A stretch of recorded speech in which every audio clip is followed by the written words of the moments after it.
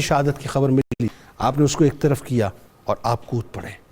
یہ وہ جذبہ تھا جو حضرت عبداللہ بن رواحہ رضی اللہ تعالیٰ عنہ کا تھا. کتاب الشفا نظر بد سے حفاظت کا عمل آپ کو بتلاتے ہیں. اگر کسی بچے یا بڑے کو کسی کی نظر لگ جائے تو سورہ قلم کی آیت نمبر 51 اور 52 11 مرتبہ پڑھ کر متاثرہ شخص پر دم کریں، انشاءاللہ نظر بد کا اثر ختم ہو جائے گا. حضرت امام حسن عسکری علیہ السلام کا کمال قول مبارک ہے کہ جو شخص دنیا میں اپنے مومن بھائیوں کے ساتھ تواضع انکساری کے ساتھ پیش آئے گا، خدا کے نزدیک اس کا شمار صدیقین اور صلحاء میں ہوتا ہے. روزنامہ 92 نیوز میں آج مضمون ضرور پڑھیے گا. حضرت رواحہ رضی اللہ تعالیٰ عنہ کے حوالے سے ٹویٹر پہ ضرور فالو کیجیے، فیس بک پیج کو لائک کیجیے، یوٹیوب چینل کو سبسکرائب کر بیل آئیکن کو ضرور کلک کیجیے گا.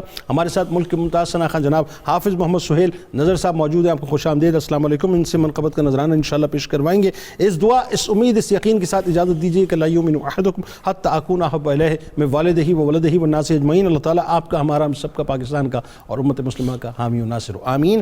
پاکستان کا مطلب کیا؟ لا الہ الا اللہ محمد رسول اللہ صلی اللہ علیہ وسلم.